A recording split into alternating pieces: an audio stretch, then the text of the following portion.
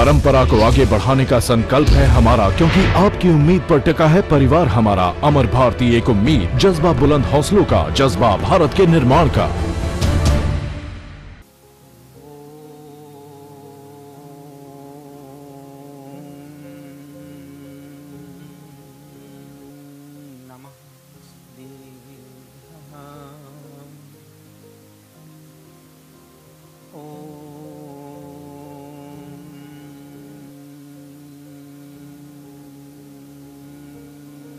नमः सिद्धेभ्यः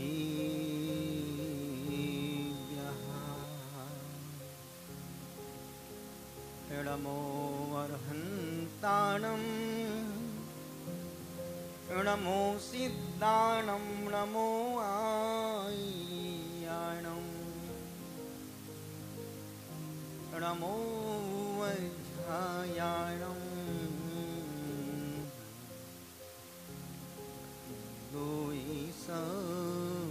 साहुणं नानानन्तनुतान्तितान्तितिनुनुन् नुन्नान्तिनुन्नानृत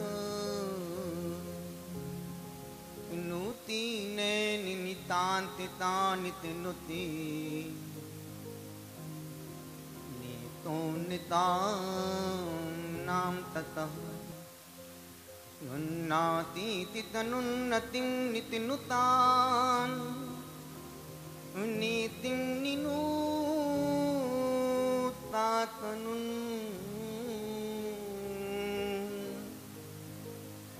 तान्तानीति ततानुतानन्नता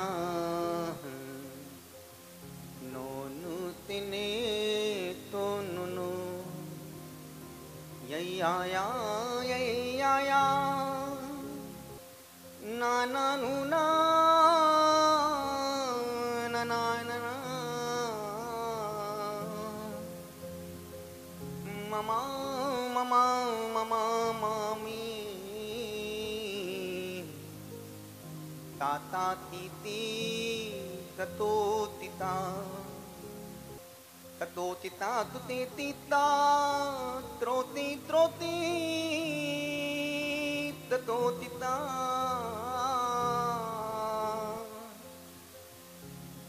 ततोताति ततोतोति ततताते ततो तता सर्वमंगल मांगल्यं सर्वकल्याणिकारकं प्रधानां सर्वधर्माणां जैनं जयतु शासनं पुष्पदन्ति कोटितु नमो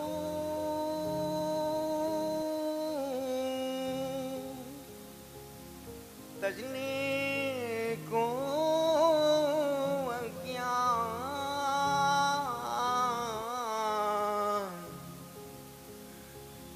दो आशीष अभय मुझे करो आत्मिक कल्याण। पूरी चैतन्यता के साथ, पूरी इंटीमेसी के साथ, पूरी आत्मीयता के साथ, पूरी निरंतरता पारदर्शिता के साथ उनकी जय घोष, जिनके हम आप सब हैं, जिन्होंने सब कुछ पा लिया है, अब जिन्हें कुछ भी पाना शेष नहीं रहा, उन पावन परमात्मा की अनंत अनंत ऊंचाइयों को पाने के लिए अपने छोटे छोटे हाथों को ऊंचा करें और नाभि से जय घोष लगाएं। हाथ छोटे हो सकते हैं पर हिम्मत छोटी नहीं होनी चाहिए। अहिंसा परमो धर्म की, भगवान आदिनाथ स्वामी के, भगवान पद्मप्रभ स्वामी के, भगवान चंद्रप्रभु शांतिनाथ नैनीनाथ पारसनाथ महावीर स्वामी के, बचे हुए सभी भगवान के, चारित्र चक्रवर्ती श्री शांति सागर जी महाराज की, परम तपस्वी सम्राट श्री सन्मति सागर जी महाराज की, विश्व धर्म की, मानव धर्म की, अंतर्मना साधना महोदधि परम पूज्य मुनि श्री प्रसन्न सागर जी महाराज की जय हो, महाराज की जय हो, महाराज की जय हो।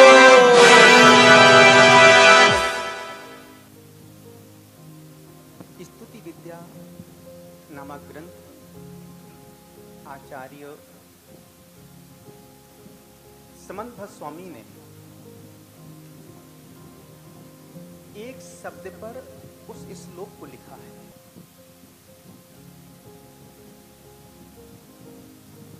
उसमें आचार्य समन्त स्वामी कह रहे हैं, हे परमात्मा,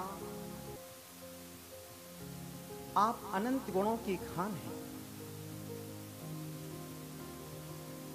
आप राग द्वेष से रहित हैं, अनंत सुख देने वाले हैं।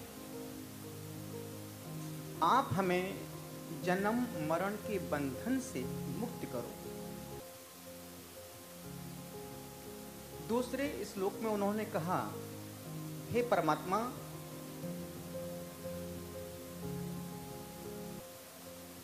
आप हमारे ज्ञानावरणादि कर्मों के, आपने अपने ज्ञानावरणादि कर्मों को नाश करके केवल ज्ञान को प्राप्त कर लिया है। मुझे भी आपका ज्ञान प्राप्त हो। तीसरे श्लोक में आचार्य ने पुनः परमात्मा से फिर कहा, हे परमात्मा,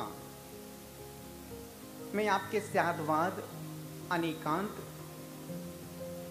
धर्म को प्रणाम करता हूं। मेरे जीवन में अनेकांत का जन्म हो। प्यारी प्यारी भव्यात्माओं, भगवान बनने का मार्ग सीधा है। भगवान बनने का मार्ग सीधा है।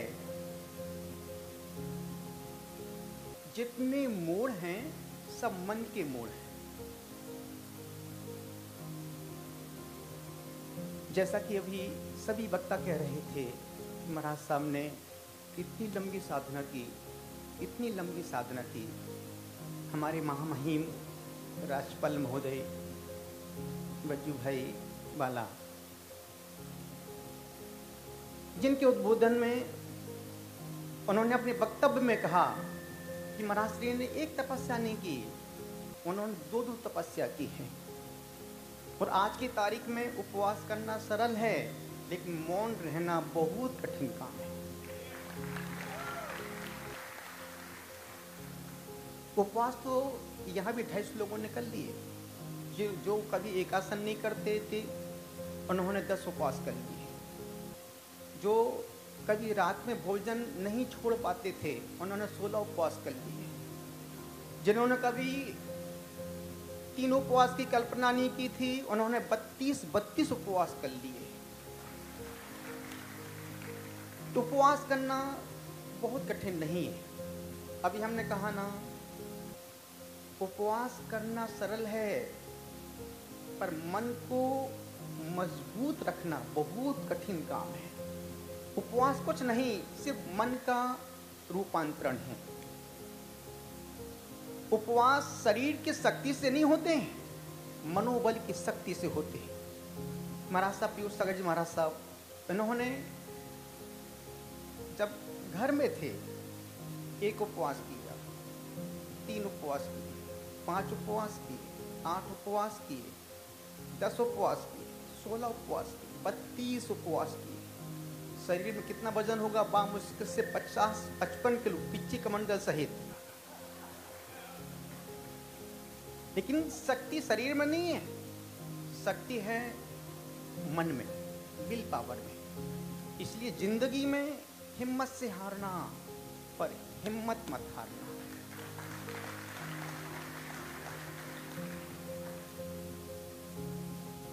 अभी जन्माष्टमी गई है, आपने देखा होगा जन्माष्टमी के दिन लोग मटकी बांधते हैं, और जो उस मटकी को फोड़ता है उसको क्या बोलते हैं? गोविंदा जो मटकी फोड़ता है वो सबका गोविंदा बन जाता है। अब मैं आपसे एक प्रश्न, छोटा सा प्रश्न पूछ रहा हूं। यदि वो व्यक्ति जो नीचे लोग खड़े हैं उस पर फिर लोग खड़े हैं, उनके ऊपर और लोग खड़े हैं, फिर वो व्यक्ति उन पर चढ़ करके फिर और ऊपर चढ़ा और ऊपर चढ़ा, और जब चढ़ करके एकदम ऊपर रस्सी के पास पहुंचता है, उसने मटकी कब फोड़ी? जब वो उन व्यक्तियों के ऊपर चढ़ करके ऊपर पहुंचा तब उसने मटकी फोड़ी। यदि वो व्यक्ति उनके ऊपर ना चढ़े फिर मटकी फोड़ के दिखाए, मटकी नहीं फूट सकती। तो मैं निश्चित वो साधना हमने नहीं की है। मटकी माना कि मटकी फोड़ी हमने हैं, लेकिन गोविंदा पीयूष सागर जी हैं। डॉक्टर सुशील कुमार जी गोविंदा हैं, ब्रह्म से तरुण भैया जी हमारे गोविंदा हैं, मामा जी गोविंदा हैं, अभय कुमार जी गोविंदा हैं, क्योंकि मटकी अकेले हमने नहीं फोड़ी है, उन्होंने उस मटकी फोड़ने में जो हमको सपोर्ट दिया है वो हमारे असली गोविंदा तो वो ही है। अकेले अपने दम पर मटकी नहीं फूट सकती थी। जहां पूरे देश में साधु संत चतुर्मास के लिए जिस नगर, जिस समाज, जिस शहर में जाते हैं, हर साधु संत 2 महीने क्लास के माध्यम से, शिक्षण के माध्यम से, प्रवचन के माध्यम से, स्वाध्याय के माध्यम से खूब प्रभावना करते हैं, और हम मौन लेके चुपचाप कमरे में पागलों जैसे बैठे। और निश्चित मान के चलना, ये मौन साधना हमने अकेली नहीं की है, आपने उस मौन साधना में सहयोग दिया है, तभी हम वो मौन साधना, एकांत की साधना, उपवास की साधना कर पाए। यदि कमेटी नहीं करती तो मैं क्या कर लेता? महाराज आपको प्रवचन करना ही पड़ेगा, नहीं तो आपको हर नहीं मिलेगा। उन्होंने पूरा सपोर्ट दिया, पूरा सहयोग दिया। तो असली गोविंदा तो ये बैठे हमारे बगल में, असली गोविंदा सामने बैठे हैं। आपके सहयोग से ही अकल्पनीय, जिसकी कभी हमने स्वप्न भी कल्पना नहीं की थी कि कभी 64 उपवास हम करेंगे जिंदगी में, कभी कल्पना सोचा ही नहीं था। स्वाध्याय किया था, मासोपवासी, लेकिन अरे मैं सोचता था कि यार मासोपवासी कैसे करते होंगे, अपन करेंगे तो अपन तो 9-11 हो जाएंगे। लेकिन कहते हैं ना, करते हैं मेरे गुरुवर, मेरा नाम हो रहा है। और सच कहूं तो उपवास हमने नहीं किए हैं, तपस्वी सम्राट श्री सन्मति सागर महाराज साहब गुरुदेव ने करवाए हैं। अब आप सोचो, 8 उपवास 20 जुलाई से 28 जुलाई तक अष्टांगा में मैं पूरा आपके बीच में रहा, प्रवचन दिया, गुरु भक्ति की, आनंद यात्रा, सब कुछ करवाया। तब तक मेरा विचार नहीं था कि मुझे आगे बढ़ना है। मैं सोच रहा था 8 उपवास बाद पढ़ना कर लूंगी, लेकिन जब मैं 8 तक मुझे अच्छा लगा, फिर हमने 16 का संकल्प किया, हम 16 उपवास तक पढ़ेंगे। यदि 16 अच्छे हो जाएंगे तो फिर और आगे 32 तक का सोचेंगे। क्रम से शरीर है, पता नहीं कब टाइम फिर सो जाए। और निश्चित 8 अच्छे हुए, 16 पर पहुंचे, 16 में बहुत अच्छा लगा, 32 तक पहुंच गए। 32 तक मुझे एकदम नॉर्मल था, कोई तकलीफ नहीं, कोई बेचैनी, कोई परेशानी नहीं, कोई वॉमिटिंग नहीं, कोई कुछ नहीं। 32 तक पहुंचने के बाद फिर गुरुदेव से कहा, गुरुदेव अब मैं क्या करूं? उन्होंने इशारा किया, बेटा आगे बढ़ो। फिर हमने संकल्प लिया 38 उपवास तक का, वहां तक फिर अच्छे से पहुंच गया। कोई चक्कर नहीं आ रहा है मेरे को, मैं अपना पूरा काम कर रहा हूं, बैठा हूं। अब सोचो आप, उन उपवास के दिन 35-36 पर मेरा उपवास था, मेरे बहुत पैर दुखे, अति पैर। अब पैर के ऊपर करके लेटा हूं, क्योंकि मेरा नियम था किसी से पैर नहीं दबाना, तेल नहीं लगवाना, किसी को देखना नहीं, बाहर निकलना नहीं, बाहर निकलने से अनेक विकल्प आते हैं। अपने पास रहो, अपने पास रहो। अब पैर दुख रहे तो क्या करूं? अपने हाथ से पैर दबाए, ऊपर पैर करके लेट गया और दखे, फिर पैर को पटका। कुछ तो उस दर्द से ये दर्द अच्छा है।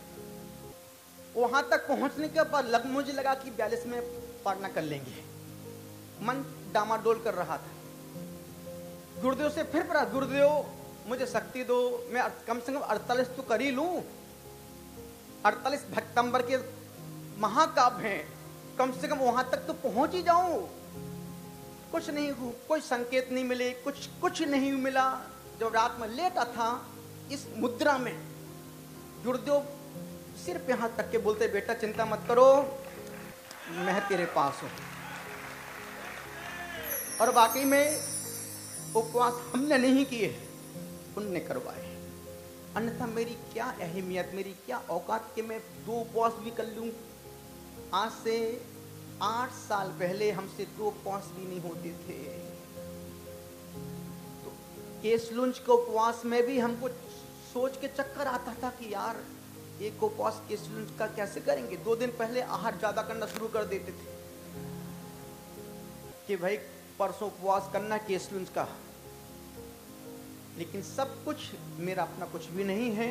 यदि मेरी तपस्या वहां तक पहुंची है तो उसमें तपस्वी सम्राट श्री सन्मति सागर जी महाराज साहब का पूरा आशीर्वाद है। और गुरुदेव श्री पुष्पदंश महाराज साहब वहां बैठ करके रोज आशीर्वाद देते, बेटा चिंता मत करो, बेटा आशीर्वाद, चिंता मत करो, चिंता मत। गुरुओं के आशीर्वाद से असंभव कार्य भी संभव हो जाते हैं। निवेदन इतना सा आपसे कर रहा हूं, गुजारिश आपसे कर रहा हूं। 48 तक पहुंच गया मैं। 50 होने के बाद अब खड़े हुए तो चक्कर आने लगे, चलें तो पूरी धरती घूमने लगे। तो कुछ नहीं, लेकिन अब मुझे आगे बढ़ना है। जहां गुरु ने मुझे संकेत दे दिया कि बेटा चिंता मत कर, तुम हिम्मत करो, हम तुम्हारे साथ हैं। बढ़ते बढ़ते बढ़ते 55 तक पहुंच गया, 60 तक पहुंच गया। जैसे तैसे अब 4 उपवास हमारे, एक उपवास ऐसा हो रहा था जैसे हमारा 10वां उपवास चल रहा। जैसे तैसे 64 तक पहुंच गया। लेकिन लास्ट के 2 उपवास में कहते हैं ना कि जब व्यक्ति समिष्टिकर पर्वत की यात्रा करने जाता है तो उसकी गणधर टोंक की यात्रा प्रारंभ तो कष्टमयी होती है। जैसे गणधर टोंक के पास पहुंचता है, चौपड़ा कुंड पार करता है, गणधर टोंक के पास पहुंचते ही उसको एक नई एनर्जी मिलती है, एक नया पावर, नया करंट मिलता है और फिर से वो अपने आगे की यात्रा शुरू कर देता है। वहां तक भी ठीक रहती है। जैसे वो जल मंदिर पहुंचता है, फिर जब वो चढ़ाई आती है, अब लगता कि यार कुछ हो रहा है। उस समय थकान महसूस होती है, उस समय पैर जवाब देते हैं। और जैसे वो पुनः वापस अपने उस गणधर टोंक के पास फिर पहुंचता आगे बढ़ने के लिए, पारसनाथ टोंक के लिए। और जैसे विमलनाथ, धर्मनाथ, सुमतिनाथ, शांतिनाथ, महावीर स्वामी, विमल और सुपार्शनाथ की टोंक तक पहुंचता है, वहां तक उसको एक पावर करंट मिलता है। और जैसे अजितनाथ की चढ़ाई आती है तब उसकी लंबी लंबी सांसें चालू हो जाती हैं। और नेमिनाथ फिर पारसनाथ पहुंचने के बाद तो लगता गंगा जी नहा गए। जो सुकून, जो आनंद मिलता है वही मेरे साथ इन उपवास के दिनों में हुआ। हमने कभी सुना था, पढ़ा था कि भेद विज्ञान, भेद विज्ञान, भेद विज्ञान। वाकई में यदि भेद विज्ञान नहीं होता तो मैं 64 उपवास नहीं कर पाता। हमने देखा है, जो सामने बैठा है वो मैं नहीं हूं, जो देख रहा है उसको बस वही मैं हूं। इतना सा निवेदन कर रहा हूं, गुजारिश आपसे कर रहा हूं, अनुरोध आपसे कर रहा हूं, आपसे कह रहा हूं, सिर्फ आदर्शों की प्रशंसा मत करो, उन्हें पसंद भी करो। आदर्शों की प्रशंसा मत करो, उन्हें पसंद भी करो। क्योंकि राम बहुत अच्छे हैं, कृष्ण महान हैं, महावीर भगवान हैं, ये प्रशंसा है। वो तो अच्छे है ही, महान कृष्ण थे ही, भगवान महावीर हैं ही, उसमें तुम्हारे बोलने से उनको कोई फर्क नहीं पड़ेगा। प्रशंसा मत करो, अब उनके आचरण को पसंद करो। कि महामहिम जी ने कितनी प्यारी बात कही, कितनी अच्छी बात कही कि हम जिनको मानते हैं उनकी मानते नहीं है, हम जिनको मानते हैं उनकी मानते नहीं हैं। महावीर ने कहा जियो और जीने दो, हम समझे पियो और। किसने कहा ये? मुझे मालूम था तुम जरूर बीच में बोलोगे। हम अपने मन की बातें जल्दी समझ लेते हैं, जल्दी जान लेते हैं। इतना ही निवेदन कर रहा हूं, गुजारिश आपसे कर रहा हूं, आपसे कह रहा हूं, आपके लिए कह रहा हूं। परमात्मा में विश्वास और खुद पर आत्मविश्वास असंभव कार्य को संभव कर देता है। पूरे संसार में बड़े बड़े आचार्यों ने आशीर्वाद भेजा मुझे, किन बड़े बड़े आचार्यों ने प्रशस्तियां भेजी हैं, पत्र भेजे हैं। मैं उन सभी आचार्यों के चरणों में मुनि प्रसन्न सागर सिद्ध भक्ति पूर्वक, श्रुत भक्ति पूर्वक, आचार भक्ति पूर्वक त्रियोग त्रिआवर्त करते हुए उनके चरणों में साष्टांग नमस्कार करता हूं कि आपने अपने आशीर्वाद से इस अधना को महान बनाया है। हे गुरुदेव, मैं आपको प्रणाम करता हूं। जिन जिन आचार्यों ने, किसी एक आचार्य का नाम नहीं बोलूंगा, जिन जिन आचार्यों ने इस तप की अनुमोदना की है, आशीष प्रदान किया है, मैं उन आचार्यों के चरणों में नमोस्तु करता हूं, प्रणाम करता हूं, साष्टांग नमस्कार करता हूं। जिन मुनिराजों ने अपनी सद्भावना भेजी, अपने पत्र भेजे, अपनी भावनाएं पहुंचाई, उन मुनिराजों के चरणों में अपनी ओर से सिद्ध भक्ति, श्रुत भक्ति सहित प्रणाम करता हूं। जो छोटे हैं उनको प्रति नमोस्तु बोलता हूं, और जो हमसे बड़े हैं उनके चरणों में माथा टेक के नमस्कार करता हूं, प्रणाम करता हूं। जिन आरिका माता जियों ने, जिन साध्वियों ने, जिन व्रतियों ने, जिन त्यागियों ने अपनी अपनी सद्भावना भेजी हैं, किसी ने पिच्छी भेजी है, किसी ने ग्रंथ भेजे हैं, किन्हों ने पत्र भेजे हैं, किसी ने पेन भेजा है, मैं सब स्वीकार करते हुए उनको समाधि का, जीवन के श्रेष्ठ का आशीर्वाद प्रदान करता हूं। उन सबके जीवन के दुखों का क्षय हो, कर्मों का क्षय हो, बोधि की प्राप्ति हो, सुगति में गमन हो, समाधि पूर्वक मरण हो, और सबको भगवान के गुणों की प्राप्ति हो गई।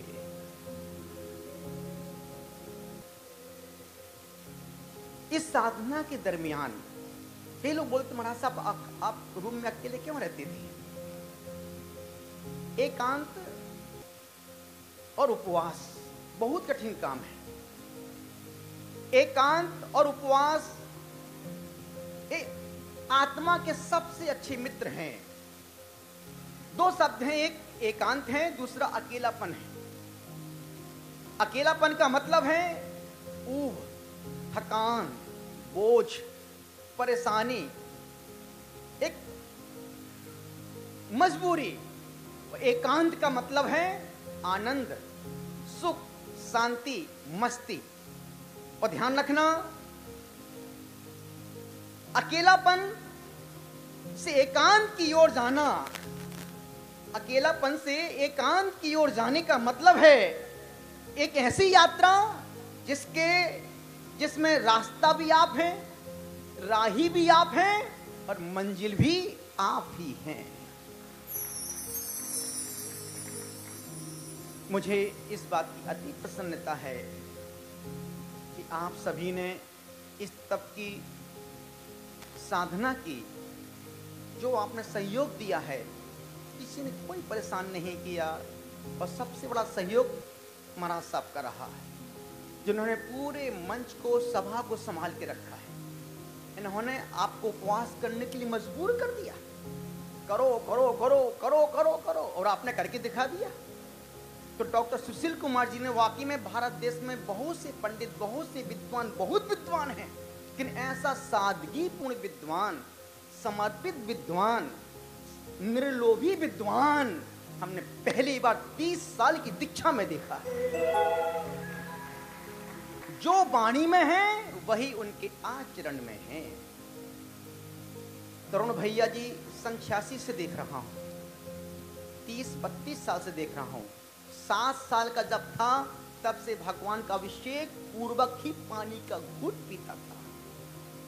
अभी महामहिम जी राष्ट्रपाल महोदय कह रहे थे 30 किलो वजन होगा। वाकई में वजन बहुत कम, लेकिन उसकी वचनों में जो वजन है अच्छों को ये संयम का वजन है, ये चारित्र्य का वजन है, ये मन की विशुद्धि का वजन है। इतना ही निवेदन कर रहा हूं, गुजारिश आपसे कर रहा हूं, आपसे अनुरोध कर रहा हूं, यही कह रहा हूं। आज सामूहिक क्षमावाणी पूरे देश में जो हमारे 4 संप्रदाय के 4 महान संतों ने दिल्ली में एक धर्म सांसद का एक अनुष्ठान किया था, उस अनुष्ठान के दरमियान एक प्रस्ताव पारित किया कि अपन पर्युषण पर्व के बाद जो रविवार आएगा उस रविवार को संपूर्ण भारत देश की जैन समाज एक सामूहिक रूप से क्षमा वाणी मनाने का उत्सव करेगी और उस उत्सव को अंजाम दे रहे हैं। निश्चित मान के चलना, जिन्होंने इस आवाज को उठाया था क्रांतिकारी संत मुनि श्री तरुण सागर जी महाराज साहब। वाकई में और हमने अनुभव किया, देखा है, व्यक्ति के जाने के बाद उसका ज्यादा सम्मान, ज्यादा पूजा होती है। यदि जीते जी इतना सम्मान पूजा होती तो व्यक्ति जाता ही क्यों। और ध्यान रखना, हमारा इस देश इस युग में यह देश, ये सदी 3 व्यक्तियों को हजारों साल तक नहीं भूल सकती है। राष्ट्रपति अब्दुल कलाम जी को जिंदगी भर 100 साल, हजारों साल तक नहीं भूल सकती है। अटल बिहारी वाजपेयी प्रधानमंत्री, उनको भी नहीं भूल सकती। और तीसरे क्रांतिकारी संत जिन्होंने देश को, समाज को, राष्ट्र को जो दिया है, अकल्पनीय है, शब्द अतीत है। राष्ट्रपति महोदय ने विचार दिए, देश को विज्ञान दिया, ज्ञान दिया। अटल बिहारी वाजपेयी जी ने व्यवहार दिया, सद्भाव दी, मैत्री का भाव दिया। और क्रांतिकारी संत ने आचरण दिया। इतना ही निवेदन कर रहा हूं। कहते ना, अंत भला सो सब भला। उनके 1.5 मिनट के अंत में जितनी बातें उठ रही थी, जितनी बातें निकल रही थी, संपूर्ण बातों का खात्मा करके, होली के हवाले करके उन्होंने 2 शब्द संपूर्ण समाज से, साधु संत, क्षमा याचना करता हूं और 4 प्रकार के अन्य जल का त्याग करके अब मैं समाधि को ग्रहण। ऐसी होश पूर्वक, विवेक पूर्वक समाधि, इतने सारे संतों की समाधियां हुई हैं, इतनी होश पूर्वक समाधि किसी संत ने इतना बड़ा त्याग होश पूर्वक नहीं किया, जो त्याग क्रांतिकारी संत ने कर दिया। इतना ही निवेदन कर रहा हूं। कुछ कह गए, कुछ सह गए, कुछ कहते कहते रह गए, कुछ कह गए, कुछ सह गए, कुछ कहते कहते रह गए। हम सही तुम गलत के खेल में ना जाने कितने रिश्ते ढह गए। जिंदगी में 3 पाप कभी मत करना, जिंदगी में 3 पाप कभी मत करना। जीते जी एक प्रश्न पूछूं आपसे, बोलो हाँ। पीछे वाले सब मौन बैठे हैं क्या? एक प्रश्न पूछूं, बोलो हाँ। हाथ ऊपर करके बोलो, पता लग जाए कि इसमें कितने लोग जिंदा बैठे हैं। और ऊपर करो, और ऊपर करो। अब दोनों हाथ जोड़ो, नीचे कर लो। एक बात बोल दूं आपसे, बोलो हाँ। आप लोग बहुत अच्छे हैं। निवेदन कर रहा था, आप हमारे तप से प्रभावित हैं क्या? हाथ ऊपर करके बोलो। तो जिंदगी में ये 3 पाप कभी मत करना है। यदि वाकई में प्रभावित हो, और मैं किसी को प्रभावित करना नहीं चाहता हूं, ना मैं किसी को प्रभावित करना पसंद करता हूं, मैं तुम्हें प्रभावित नहीं, मैं तुमको प्रकाशित करना चाहता हूं। 3 पाप जिंदगी में कभी मत करना। जीते जी अपने माँ बाप को अपना दुश्मन मत बनने देना। जीते जी अपने माँ बाप को अपना दुश्मन मत बनने देना। दूसरा पाप, जीते जी अपनी जिंदगी में किसी साधु संत सन्यासी से बैर मत रखना। कोई भी साधु सन्यासी हो, किसी मजहब का हो, भाई अमिच्छामी दुक्कड़म, बैर की गांठ मत बांध के रखना, बैर मत रखना। समझ में नहीं आए, पतली गली से निकल जाए, लेकिन अपने मुख से खराब मत बोलना। और तीसरा पाप, जिंदगी में अंतिम श्वास तक कोशिश प्रयास करना कि तुम्हारे जितने संसार में लोग हैं वो सब तुम्हारे मित्र बन जाएं। कोशिश करना कि वो सब तुम्हारे मित्र बन जाएं। यदि तुम इस कोशिश में अनसक्सेस हो, असफल हो जाओ, फिर एक प्रयास करना कि कोई मेरा दुश्मन ना बन जाए। इन पंक्तियों के साथ अपनी वाणी को विराम दे रहा हूं। मीत बन कर मेरे द्वार पर आइए, मीत बन कर मेरे द्वार पर आइए, स्वागतम स्वागतम स्वागतम आइए। तुम्हारे लिए द्वार हर पल खुला, हाथ में हाथ दे स्वाद ले जाइए। मीत बन कर मेरे द्वार पर आइए। मित्रता कितनी नाजुक है। परसों की मित्रता एक क्षण में मिट जाती है। और मैं देखता हूं आरसी गांधी जी, इनके जो रिलेशंस हैं, वाकई में बच्चू भाई बाला,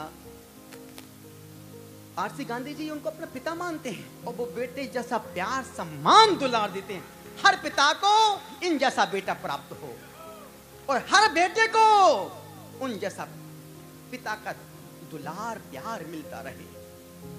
जो पूरे भारत, अभी जो भैया जी कह रहे थे, गुजरात के भामाशाह हमारे सौभाग्यमल जी कटारिया, और वाकई में सम्माननीय व्यक्ति है। चुपचाप मौन आते हैं, धीरे से बैठ जाते हैं, अपने समय से निकल जाते हैं। आप बुलाओ ठीक, बैठाल दो ठीक, नहीं तो उनको आनंद ही, आप वो अपने आनंद में मस्ती में रहते हैं। निवेदन कर रहा था, गुजारिश कर रहा था, वो गुजरात के भामाशाह हैं, तो पूरे गुजरात में यदि प्रशासन में, शासन में यदि किसी जैन व्यक्ति का होल्ड है तो आरसी गांधी एक लौता व्यक्ति है जो डायरेक्ट अपने स्तर से बात करके वो कहीं से कहीं पहुंच जाते हैं। परसों की बात थी, हमने सुनील मेहता से कहा, सुनील मेहता डॉक्टर को लेके आओ, मुझे दिखाना है। दिखाओ तो भी अपना अंदर का तंत्र जिंदा है कि खराब हो गया। तो बोले वहां से डॉक्टर, किसी डॉक्टर के बोले 3 दिन बाद तो अपॉइंटमेंट, वैसा हमने दिमाग मत लगाओ, आरसी गांधी को फोन लगाओ। एक बार फोन किया और उनको उठा के लाए, जिनके पास जाने में व्यक्ति को 2 महीने लग जाते हैं, RK पटेल डॉक्टर साहब। उनको रात में कल 9 बजे लेके आए और उन्होंने देखा, यूं देखा, यहाँ ठोका, पीछे दबाया, आगे दबाया, बोले फिट फाट।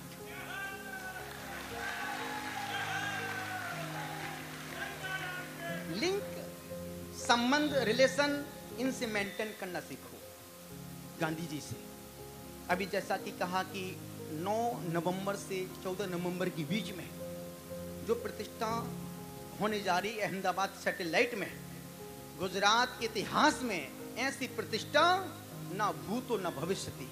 आप सोच नहीं सकते कि वो ऋषभ बाबू उस प्रतिष्ठा के लिए रात दिन एक कर रहे। एक रात जब आप देखोगे कहोगे महाराज ऐसी प्रतिष्ठा जिंदगी में हमने जीते जी पहली बार देखी है, और उस प्रतिष्ठा को देखने के लिए पता नहीं फिर कितने जन्म लेना पड़ेंगे अपने। इसलिए यदि मौका मिले उसमें इंद्र बन के बैठने का तो जरूर बैठ जाना, मौका छोड़ना मत। यदि सौभाग्य में होगा तो ही पैसे से मौका नहीं मिलते हैं, किस्मत और सौभाग्य से मिलते हैं। उस प्रतिष्ठा में आप बैठ सकते हैं, आनंद से आ सकते हैं। निवेदन कर रहा था, अनुरोध कर रहा हूं कि तीसरा पाप जिंदगी में कोशिश करना कि हम पैर की गांठ बांध के मत मरना। पैर की गांठ बांध के मरने का मतलब है कि तुमने जीवन में जितना धर्म कर्म पूजा पाठ किया है वो सारा का सारा ऐसा था जैसे गोबर पे वर्क लगा हो। इतना ही निवेदन कर रहा हूं।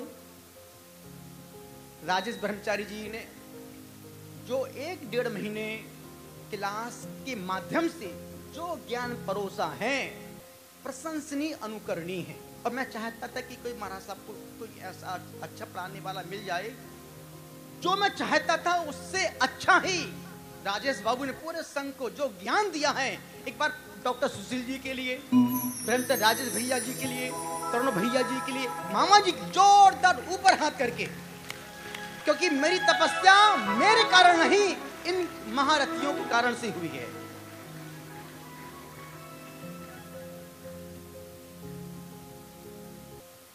आज भगवान से तुम 2 ही वरदान मांगना। भगवान से आज 2 ही वरदान मांगना कि हे परमात्मा, माँ बाप के सिवा घर ना हो, माँ बाप के सिवा घर ना हो, और कोई भी माँ बाप बेघर ना हो। इससे बड़ी प्रार्थना जिंदगी में और क्या फल देगी। हमारी साध्वी जी, ये सोचो एक उम्र की साध्वी जी उतनी दूर से चलते चलते थकते थकते टेकते टेकते कहाँ तक आई हैं? सामूहिक क्षमा वाणी की अनुमोदना के लिए किसी संत श्री ने इतनी लंबी तपस्या साधना की है, उसकी अनुमोदना कहाँ से आई? सोचो कितना कठिन काम है अच्छे कार्य की अनुमोदना करना। और जितने लोग यहाँ पर आए हुए हैं, आप नहीं आए हैं, आपका पुण्य आपको यहाँ लेकर के आया है। और जो लोग जिनने इस तपस्या की अनुमोदना की है, निश्चित मान के चलना कि उनको भी अब तपस्या करने का सौभाग्य जरूर जिंदगी में मिलेगा। इतना ही निवेदन कर रहा हूं, गुजारिश साहब से कर रहा हूं। मैं क्रांतिकारी संत महाराज साहब के चरणों में अपनी भावांजलि श्रद्धांजलि समर्पित करता हूं। उन्होंने जो देश को, समाज को, राष्ट्र को दिया है, अनुकरणीय प्रशंसनीय है। मैं संपूर्ण जितने ऊपर हमारे कौशिक भाई, गौतम स्वामी बैठे हैं, उपस्थित हैं, और वाकई में सोचो कल मैं पहली बार 72 दिन में पहली बार कल गांधी जी, कल हम रात में 9 बजे गांधी जी, आरसी गांधी जी को देखा। 71 दिनों में, इतने दिनों तक बिल्कुल अभय कुमार जी को नहीं मिला। अभय कुमार जी 3-4 बार पूजा हॉल में आके बैठे रहते थे। नहीं, कितने 4-4 घंटे, 2-2 घंटे, 3-3 घंटे, क्योंकि मुझे लगा कि वाकई में अकेले में रहना बहुत अच्छा लगता है, और एकांत और मौन का आनंद लेना हो तो सबसे अनजान हो जाओ। कौन आया मुझे पता ही नहीं, किसने देखा मुझे पता ही नहीं, एकदम अनजान हो जाओ, क्योंकि महावीर का मार्ग अनजान मार्ग है। जितना परिचय बढ़ेगा साधक उतना ही अपने आप से दूर होता चला जाएगा। और आपसे फिर निवेदन करूं, अभी आप मुझे अच्छा मत समझना, अभी मुझे बहुत कमजोरी है, अभी भी मुझे चक्कर आते हैं हार के बाद, इसलिए अभी मुझे बिल्कुल परेशान मत करना, अभी बिल्कुल चाटना मत, मेरे को तंग मत करना। अभी नवरात्रि तक मुझे थोड़ा सा ठीक ठाक हो जाने दो, ठीक है ना। और ऐसा हमने स्वाध्याय में पढ़ा था कि जब कभी कोई बड़ा व्रत करो तो उसके बाद व्रत चलते रहना चाहिए। चतुर्दशी को मेरा उपवास तो है, 12 महीने का रहता ही है। तो हम उस चतुर्दशी के उपवास को एक व्रत के रूप में ढालना चाहते हैं। समोत्सरण व्रत में 24 उपवास होते हैं, जो प्रत्येक चतुर्दशी को उसका उपवास होता है, और वो 24 चतुर्दशी एक साल में पूरा हो जाएगा।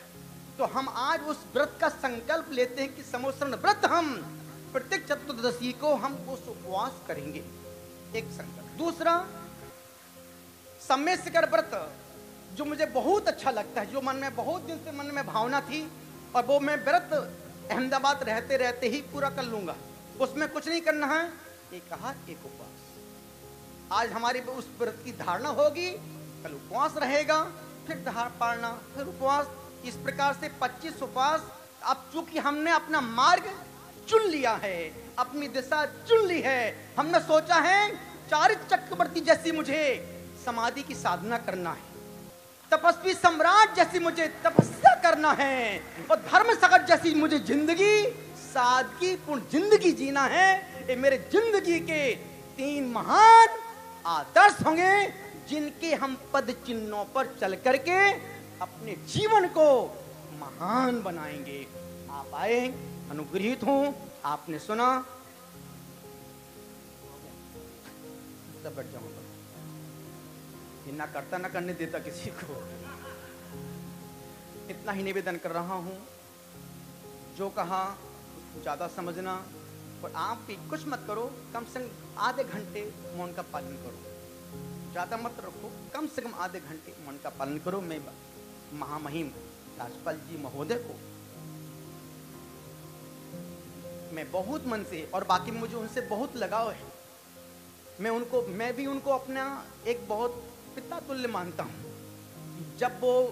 जब मैं बेंगलोर चतुर्मास में था, 2 बार, एक बार तो बिना बोले गांधी जी, जैसे गांधी जी आए तो उनके साथ दर्शन के लिए आ गए। दूसरी बार उनको हमने इनवाइट किया पूरा साथ सम्मान सहित। यहाँ भी जब आरसी गांधी जी के घर में रुका था, उस दिन अदानी जी, बाजू भाई वाला, वो भी, कौन कौन नहीं आए। हमने कहा ना, रिलेशन मेंटेन करना हो तो आरसी गांधी जी से सीखो। मैं निश्चित महामहिम को बहुत प्रतिष्ठित चैतन्य यंत्र उनको अपने हाथों से देना पसंद करता हूँ। यहाँ पर आए, गौतम स्वामी जी भी यहाँ पर आए, कौशिक भाई भी यहाँ पर आए,